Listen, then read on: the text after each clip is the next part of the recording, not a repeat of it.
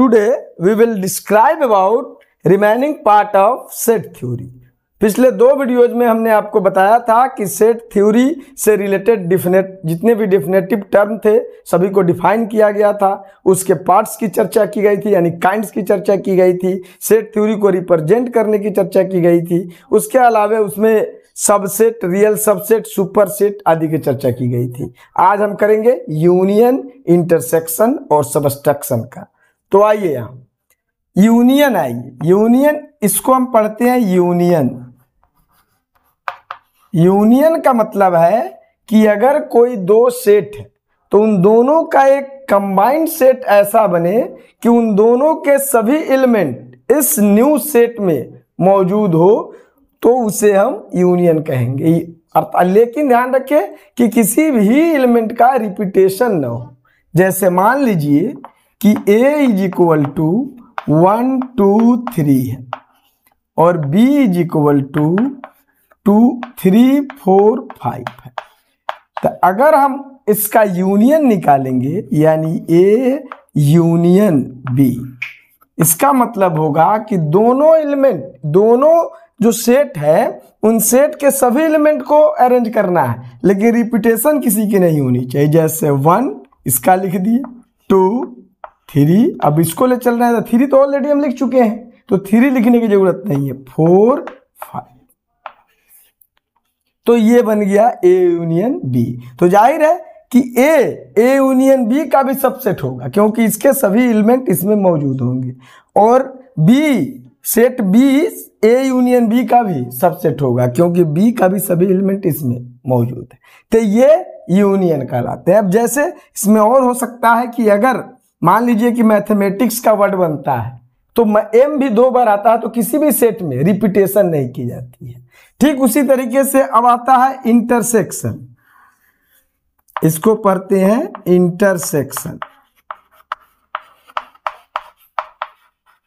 Intersection का मतलब हुआ कि जो दो सेट अगर है तो ऐसा कॉमन एलिमेंट को लेकर हम एक न्यू सेट बनाएंगे तो वो इसका इंटरसेक्शन होगा।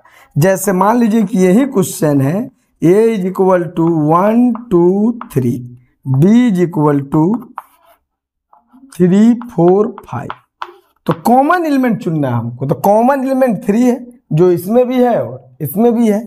तो अगर तो ये जो इंटरसेक्शन बनेगा एक न्यू सेट बनेगा जिसमें एलिमेंट कौन रहेंगे, 3 रहेंगे। तो यही सेट इन दोनों का इंटरसेक्शन कहलाएगा। मतलब हमको जो इस न्यू सेट बनाना है उस सेट में इन दोनों का कॉमन एलिमेंट को रखना है। कॉमन एलिमेंट 3 है। अब रही बात कि कॉमन एलिमेंट हो भी सकता है और नहीं भी हो सकता है। जैसे यहाँ है, अगर मान लीजिए कि A इज इक्वल टू 1 2 रहे और B इज इक्वल टू 3 4 रहे, तो ऐसी कंडीशंस में A इंटरसेक्शन B अगर निकाल रहे हैं तो एक भी एलिमेंट कॉमन नहीं है, तो मतलब ये एम्प्टी सेट हो जाए। तो अगर एक भी कॉमन नहीं है तो उसे हम डिसजॉइंट सेट कहते हैं,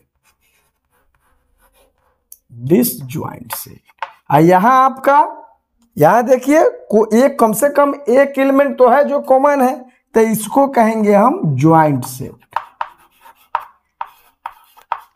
जिसमें एक भी एलिमेंट कॉमन नहीं होंगे यानी उसका इंटरसेक्शन बिल्कुल एम्प्टी हो जाएगा, अर्थात एम्प्टी सेट हो जाएगा, तो उसको कहेंगे हम डिसजॉइंट सेट। अगर आप फिगर के रूप में आवे तो जैसे ये मान लीजिए कि A है सेट और ये सेट B है।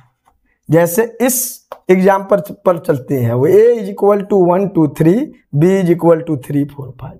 तो दोनों में कॉमन 3 है तो बीच में इसे लिख देंगे 3, मतलब है ये कॉमन आ गया। इसमें बच गया 1 और 2 और इसमें बच गया आपको 4 या 5। तो ये पूरा भाग यानी अगर कलर करना हो तो पूरे दोनों सर्किल को कलर कर देंगे तो ये आपका दे देगा ये A यूनियन B का वेन डायग्राम के नाम से जानते हैं। तो ये आपका वेन डायग्राम हो जाएगा। अगर इंटरसेक्शन का करना हो तो जैसे आपने इसी में देखा कि A इंटरसेक्शन B, जैसे A इज इक्वल टू 1 2 3 है, B इज इक्वल टू 3 4 5 है, तो इसका जब आप वेन डायग्राम बनाएंगे तो ऐसे ऐसे चीज वही रहेगा, 1 2, यहाँ 4 5, कॉमन कितना है 3। तो आप अगर कलर करना होगा वेन डायग्राम में तो केवल इस पार्ट को करेंगे, क्योंकि इंटरसेक्शन दिखाना है आपको। इंटरसेक्शन का मतलब वैसा पार्ट जो दोनों में कॉमन हो, तो ये कॉमन पार्ट आप दिखाएंगे।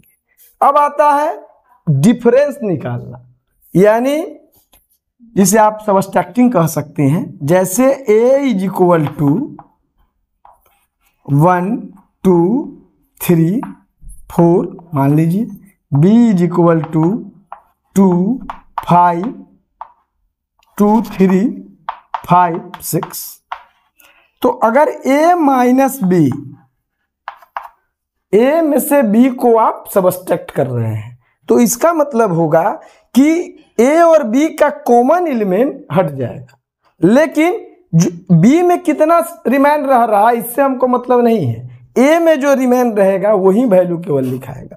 जैसे इसमें कॉमन फैक्टर क्या है, कॉमन एलिमेंट क्या है 2 है और कॉमन एलिमेंट 3 है, तो 2 भी हट गया और 3 भी हट गया। a में सिर्फ कितना बच गया 1 और 4। ध्यान समझिए, 1 2 3 4 है, b में 2 3 5 6 है, तो a माइनस बी करना है, मतलब a और b का जो कॉमन है उस कॉमन एलिमेंट है उसे आप रिमूव करिए।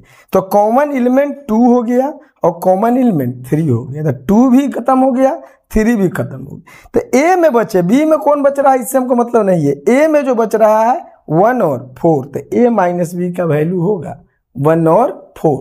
और b माइनस अगर a होता तो फिर वही होता, कॉमन हट जाएगा, तो कॉमन 2 हट गया और 3 हो गया। तब a में कितना बचा इससे हमको मतलब नहीं होगा। a में जो रिमेन है इससे मतलब है, a में रिमेन कितना है 5 और 6 है, तो इस हिसाब से b माइनस ए आपका हो जाएगा 5 6।